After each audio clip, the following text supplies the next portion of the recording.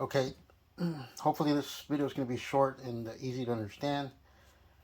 This is a video showing common anode compared to common cathode. To wire a linear actuator or limits for a linear actuator or anything that you're going to run a motor where it needs to have limits. Whether it's commercially purchased like this one here or homemade like this one. This is set up with common anode, meaning that the two anodes are being connected via here, via this wire.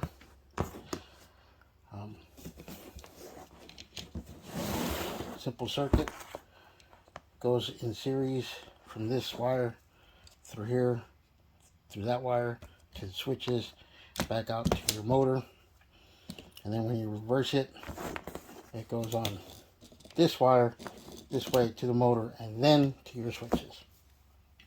I have diagrams to show that. So if you can't follow the wiring here, just look at the diagrams.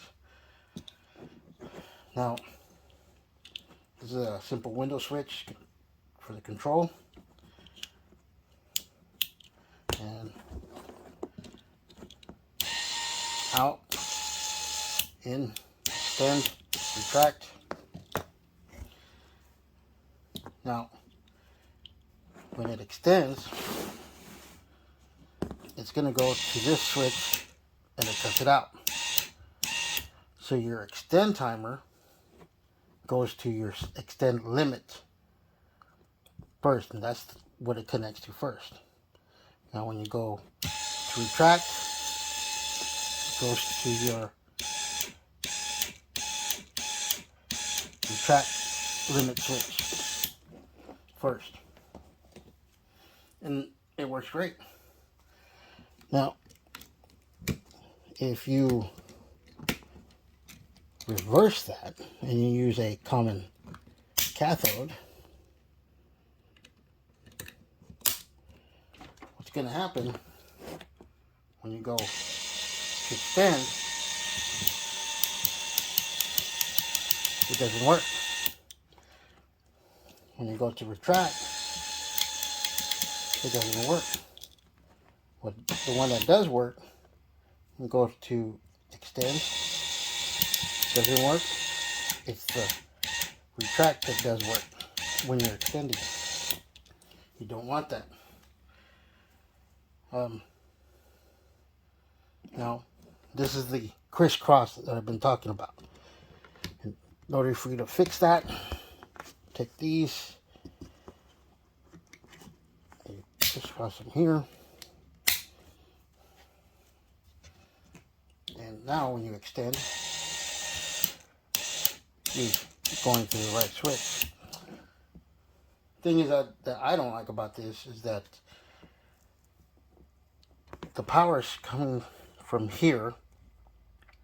It goes through this switch, and then it goes to here to cut it off, and vice versa. If you go to reverse, power's coming through here, goes through this switch, comes over here, and then it hits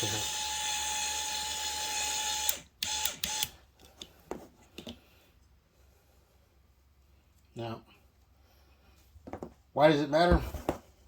Well, if you, by that diagram on that link, if you have this wired per that diagram,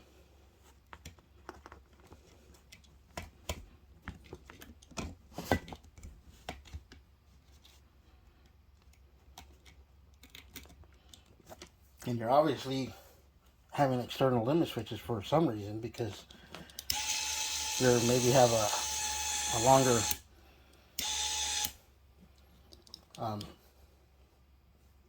linear actuator, and that's why you got to make it shorter. Well, when you go here, it's not gonna, it doesn't work. You're gonna cause damage. That's simple. Per that diagram. Now, that's basically it. on this homemade linear actuator that I made here, if that happens while it's not connected, the tube would just run out. The push rod would just fall out, run out. If you miss the limit switch on this side, it's gonna spin. But of course, if you have this connected, it's gonna cause damage. Hope that made sense.